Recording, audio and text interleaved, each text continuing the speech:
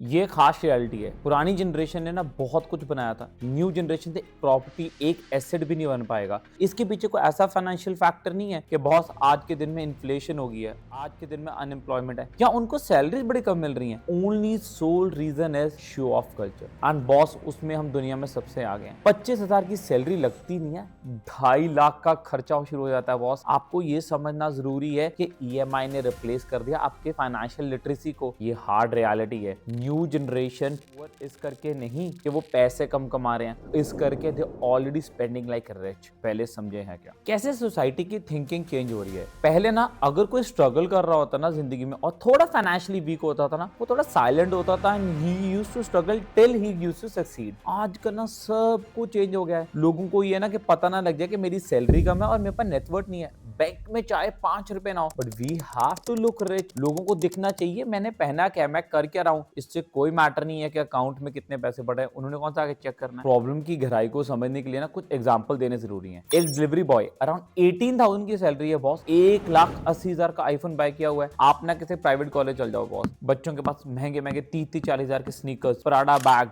Gucci के उनके पास shirts, iPhone pro maxes, ऊपर से स्टेनली कप्स और bank account zero. Recent graduate है, 50,000 की भी सैलरी लगी है, 25,000 की ईएमआई लेके एक एसयूवी उठानी है। ये इतनी परचेजेस हो क्यों रही हैं बॉस? बिकॉज एक इंसान को देखने का नजरिया बदल गया है। पहले एक इंसान की वर्थ ना उसकी पर्सनालिटी से, एजुकेशन से, उसके संस्कारों से होती थी। आजकल सिर्फ और सिर्फ वर्थ के क्राइटेरिया क्या है? सोशल मीडिया पे उसकी कौन सी पोस्ट है, वो कहाँ घूमने गया हुआ है, कौन से कपड़े पहने हुए हैं, कौन सी गाड़ी से उतरा है, कौन से गैजेट्स हैं। That is the only thing which is defining इंसान की वैल्यू क्या है। और ये माइंडसेट में इतना चेंज क्यों आया बॉस? Because of influencers. ना 20 साल पहले ओपरा विनफ्री ने नाम सुना होगा, तब ना ये सोशल मीडिया इतना नहीं होता था। उन्होंने तब कह दिया था सेलेब्स को देख के कपड़े बाय मत करो। पहले सेलेब्स, अब इन्फ्लुएंसर्स। उनको चीजें आती है फ्री में और वो आपको एक सपना सेल करते हैं लग्जरी का, और इसके बगैर तो बॉस कोई जिंदगी नहीं है। चाहे लिबूबू डॉल, चाहे सैंडी कप, हर चीज को वो पब्लिसाइज कर रहे हैं ताकि आपको फियर ऑफ लेफ्टिंग बिहाइंड लगे और आप उस चक्कर में, इस जाल में और ही और फंसते जाओ। और इनसे अगर कोई पूछे ना आपकी फाइनेंशियल प्लानिंग, चाहे वो इमरजेंसी फंड हो, चाहे उनकी हेल्थ और लाइफ इंश्योरेंस हो, चाहे रिटायरमेंट प्लान, वो बोलेंगे इसकी अभी कोई जरूरत नहीं है। चाहे गाड़ी लेनी है, चाहे आईफोन लेना है, चाहे कोई ट्रिप को स्पॉन्सर करना है, कोई भी लोन एक सेकंड डिले नहीं करेंगे बॉस। इसके पीछे कहीं कहीं उनकी गलती भी नहीं है। आओ समझे ये शुरू हुआ कैसे। अब सोचने की बात है, जो अराउंड 1980s 1990s के आसपास Indians were famous for saving. हमारी 22% जीडीपी ना सेविंग में जाती थी और एक माइंडसेट होता था कि लोग ना पैसे सेव करते थे। सिर्फ रिच लोगों के पास क्रेडिट कार्ड होते थे, बैंक छोटे लोन तो देता ही नहीं था। अब वहां से लेके हम यहाँ पे आ गए हैं। आज के दिन में 15 करोड़ पीपल की ईएमआई चल रही है और कितने हजारों लोग हैं जो लोन दे नहीं पा रहे हैं। हम ऐसे सिचुएशन में पहुंचे कैसे? ये चेंज स्टार्ट हुआ 1991। इंडियन इकोनॉमी को ओपन किया गया, बड़ी बड़ी कंपनीज इंडिया में आई, सैमसंग, एलजी, पैनासोनिक। बट तब तक भी ना क्रेडिट ना लेना इतना इजी नहीं था और इंडियन सोसाइटी ना लोन से घबराती थी। उनको ना अच्छा नहीं लगता था ये टर्म लोन, और तब भी लोग ना सेव करते थे पैसे, फिर जाके खरीदते थे। पैराडॉक्स में शिफ्ट आया अराउंड 2005 में, जब बजाज कंपनी इंट्रोड्यूस हुई। बॉस इन्होंने ना ईएमआई कल्चर लाना शुरू कर दिया। लोगों को फील होना शुरू हो गया यार हम लोन नहीं ले रहे हैं, सिर्फ एक कार्ड स्वाइप हुआ है। इन्होंने ना ऐसा करना शुरू कर दिया, हर शॉप पे, हर जगह पे ईएमआई इंट्रोड्यूस कर दिया। हर जगह पे आपको इंस्टेंट लोन मिलता है। इंसान को फील भी नहीं होता कि उसने लोन लिया है और वो एक लोन ड्राफ्ट में फंसना शुरू हो जाता है। और प्रॉफिट कौन कमा रही है? ये कंपनी। बजाज फाइनेंस 5,000 करोड़ से 50,000 करोड़ की बन गई है। ये देखते हुए ना जो बड़ी बड़ी टेक जाइंट्स है, पहले फ्लिपकार्ट एंटर हुई और उसने सारा कुछ ईएमआई में कर दिया, उनकी सेल एकदम 300 गुना बढ़ गई।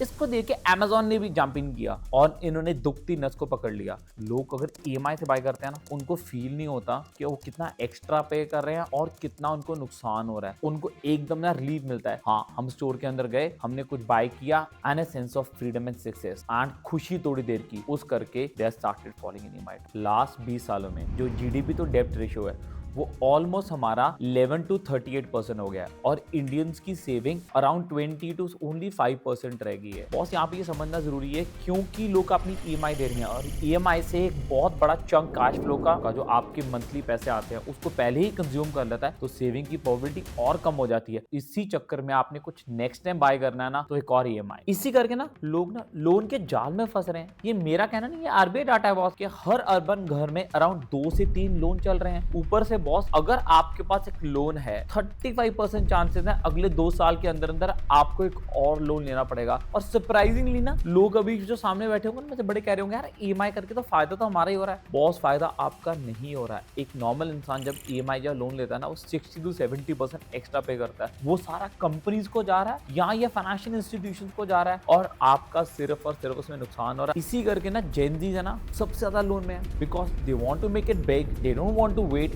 उनको सब कुछ चाहिए आज। जिंदगी एक है, live life excite. Now let's come to the solution part. मैं आपको रूल्स बताऊंगा जो आपको ना लॉन्ग टाइम बहुत हेल्प करेंगे। उससे पहले 3 चीजें समझनी बहुत जरूरी है। पहली बात, सोशल मीडिया को फॉलो नहीं करना है। यहाँ पे जो दिखता है वो बिकता है। आपको कंटिन्यूस ऐड दिखाई जाती है because they want to sell you. Second, don't be in FOMO. If you are buying it just to make a post, just to show people you are doing good, don't do it.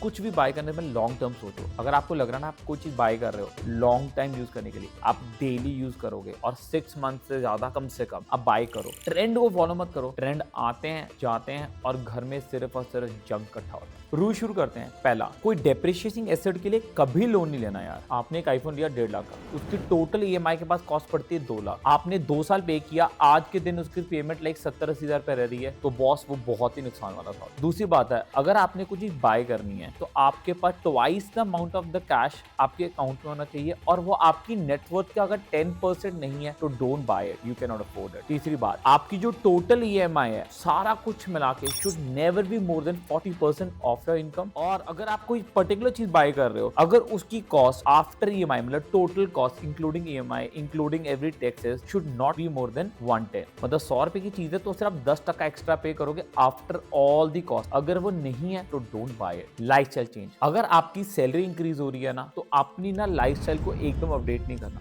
At least 2-3 साल का gap डालना है। There is no term as no cost EMI. Boss हर चीज में ना hidden cost होती है और ये पैसे तो कंपनी ने कमाना ही कमाना। फॉलो दिस रूल्स और आप बहुत सेफ रहेंगे। जो बात समझनी जरूरी है ना जिंदगी में ना सबसे बढ़िया चीज पता क्या है, जब आपने कोई ईएमआई नहीं देनी और दिमाग पे कोई टेंशन नहीं है बॉस। ये लाइफ ना थोड़ी इंस्टाग्राम पे बोरिंग लग सकती है बट इन दी एंड ना ये बहुत ही सेटिस्फाइंग लाइफ है। आपको ये समझना जरूरी है जो ये सारी दुनिया ना आपको बेचने के लिए तैयार है, दे वांट योर मनी। उनको कोई फर्क नहीं पड़ रहा है बॉस कि आपके दिमाग पे कितनी टेंशन है, आपकी कितनी ईएमआई चल रही है, आप फाइनेंशियली आगे प्रिपेयर हो कि नहीं। उनको सिर्फ मतलब है आपके पैसे से और ये सिर्फ और सिर्फ आपकी रिस्पॉन्सिबिलिटी है कि आप अपने आप को फाइनेंशियली सिक्योर और रिस्पॉन्सिबल बनाओ। 2-3 चीजें कर लेना हेल्प करेगी। पहले एक हेल्थ इंश्योरेंस, एक इमरजेंसी फंड, एक लाइफ इंश्योरेंस। इनकी वीडियोस मेरे चैनल पे आप देख सकते हो। उस फ्रेंड के साथ जरूर शेयर करना जो सब कुछ ईएमआई पे बाय करते हैं। लाइक और सब्सक्राइब कर देना, हमें मोटिवेशन मिलती है आपके लिए और बढ़िया वीडियोस बनाने की। आपकी जिंदगी आपकी चॉइस। Thank you.